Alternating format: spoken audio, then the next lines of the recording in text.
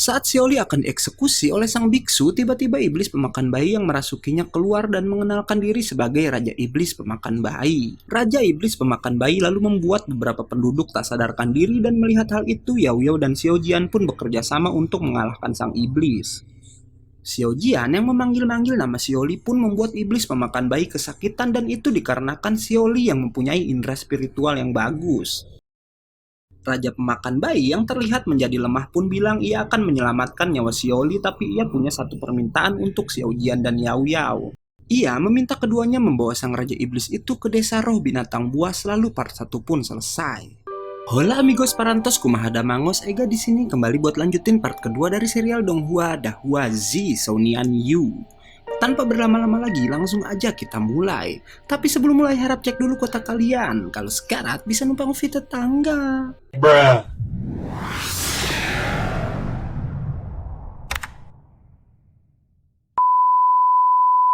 Di awal part kedua ini, kita akan melihat dua orang wanita yang berlari ketakutan karena mereka mencoba menghindari kejaran monster kepala harimau. Wanita berbaju putih adalah seorang iblis rubah dengan panggilan Kakak Hu. Dan wanita satunya dipanggil Bone Elf atau Tulang Elf. Sementara Xiao Jian dan Yao Yao menemui seorang pria untuk menanyakan tentang desa roh binatang buas yang akan mereka tuju. Pria tersebut bilang jika berjalan kaki mereka membutuhkan waktu 2 tahun untuk sampai ke sana. Dan ia juga bilang tak mungkin mereka bisa melakukan itu. Xiao Jian pun marah dengan perkataan pria itu. Tapi pria yang dipanggil dengan sebutan leluhur itu lalu menyuruh keduanya mencari gulungan tanah. Xiao Jian mengajak Yao Yao ke kuil Dewa Bumi untuk mencari gulungan tersebut. Ia membuat permohonan pada patung Dewa Bumi, tapi sang dewa meminta keduanya memasukkan uang, dan karena Xiao Jian dan Yao Yao hanya memiliki sedikit uang, keduanya pun hanya mendapat gulungan kertas kecil dengan tulisan yang tak jelas. Tak lama, Kakak Hu dan Bone Elf datang dan mereka pun mencari gulungan yang sama dengan Xiao Jian. Xiao Jian dan Yao Yao mencoba menipu mereka dengan menyamar sebagai dewa tanah, walau akhirnya mereka harus ketahuan. Saat mereka sedang berdebat, dewa tanah yang asli pun muncul dan keempatnya berebut meminta bantuan sang dewa tanah yang bernama Tudigong.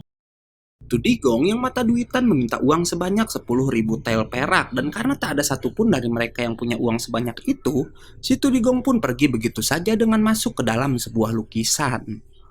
Xiao Jian dan yang lainnya mencari cara bagaimana agar mereka bisa menemui Tudigong. Tapi tak lama Xiao Jian melihat anting yang dipakai Kakak Hu sama dengan anting yang selalu dibawa Yao Yao. Kakak Hu bilang ia memang kehilangan antingnya beberapa waktu yang lalu. Yao Yao lalu menceritakan masa kecilnya yang saat itu ia tersesat dan bertemu dengan seorang wanita monster yang membantunya menemukan jalan pulang, dan ia lalu menemukan antingnya yang terjatuh. Namun Kakak Hu sama sekali tak bisa mengingat apa yang Yao Yao ceritakan tadi. Bone Elf lalu mengajaknya pergi untuk mencari uang yang diminta oleh Tudigong. Sementara si Tudigong telah sampai di kediamannya yang dipenuhi dengan banyak emas. Dengan kekuatannya, Tudigong bisa mengubah siang menjadi malam, dan ia pun tertidur di atas tumpukan koin emas. Kembali ke Xiao Jian dan yang lainnya, mereka pun berbincang di tempat terpisah dan memikirkan bagaimana caranya untuk bisa masuk ke dalam lukisan si Dewa Tanah. Yao Yao yang pintar pun bilang jika Tudigong sangat mata duitan. Ia lalu mencoba menempelkan koin di lukisan itu, dan akhirnya mereka pun bisa masuk ke dalam lukisan tersebut. Sesampainya di tempat Tudigong, Xiao Jian dan Yao Yao langsung mencari gulungannya dengan diam-diam agar mereka tak membangunkan Tudigong. Ternyata Kakak Hu dan Bone Elf pun ikut masuk ke dalam lukisan itu tanpa sepengetahuan Xiao Jian dan Yao Yao, walau akhirnya mereka pun harus ketahuan. Xiao Jian yang terus mencari pun akhirnya menemukan gulungan yang mereka cari, yang ternyata sebuah peta. Namun Bone Elf mencoba merebutnya. Xiao Jian melemparkan gulungan itu pada Yao Yao, dan akhirnya terjadi perebutan antara keempat orang tersebut hingga tak sengaja membangunkan Tudigong.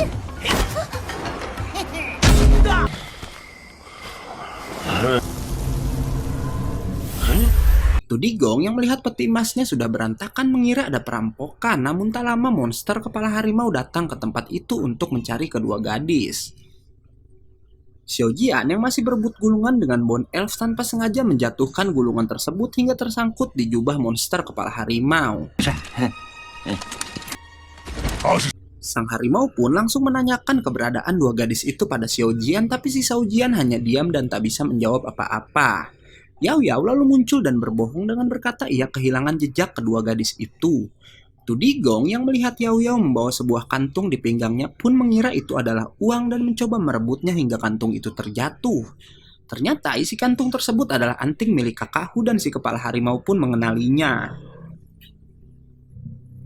Namun karena ia percaya dengan kata-kata Yao Yao sebelumnya, si kepala harimau pun akhirnya pergi dari sana.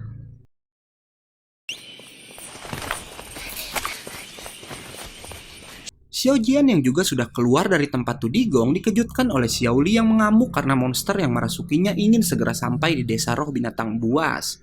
Ia menyerang Xiao Jian dan melihat itu Yao Yao pun berniat membantunya, tapi Xiao Jian mengingatkan agar Yao Yao jangan sampai melukai Xiao Li. Mendengar perkataan Xiao Jian, Yao Yao pun hanya bisa menghindari serangan. Beruntung Kakahu datang dan membantunya.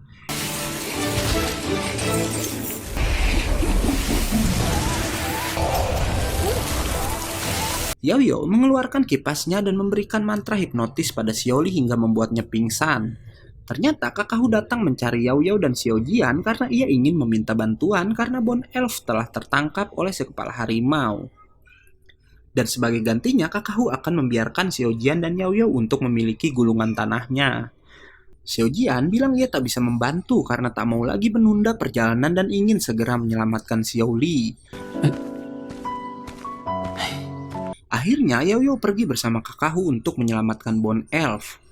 Mereka pun berjalan sampai malam hari untuk mencari jejak si kepala harimau.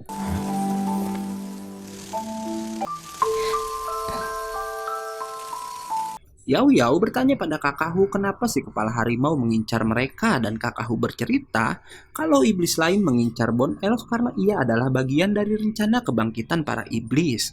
Namun Kakahu pun tak tahu hal tersebut secara rinci.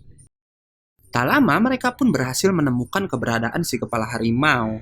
Kakahu lalu menunjukkan dirinya dan bertarung melawan si kepala harimau, sedangkan Yao Yao ditugaskan untuk membebaskan Bone Elf.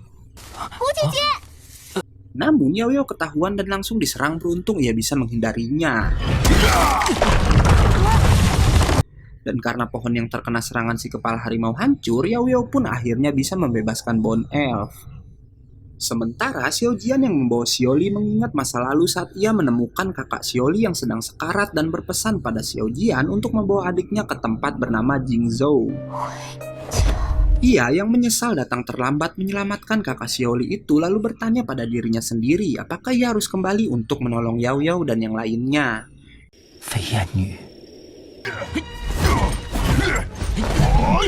Yao Yao bekerja sama dengan Kakahu untuk mengalahkan kepala harimau, namun monster itu lebih kuat untuk mereka berdua.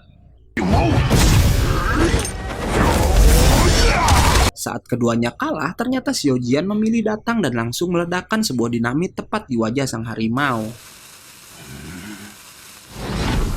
Mereka semua berhasil lolos dan pada pagi harinya ternyata Yao Yao sudah berhasil mendapatkan gulungan tanahnya.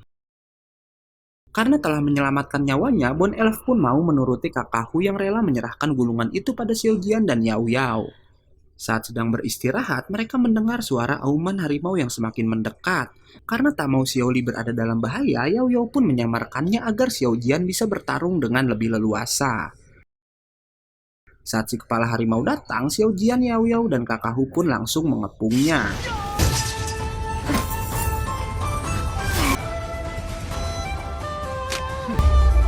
Harimau yang sangat kuat itu pun mampu menghempaskan mereka bertiga sekaligus.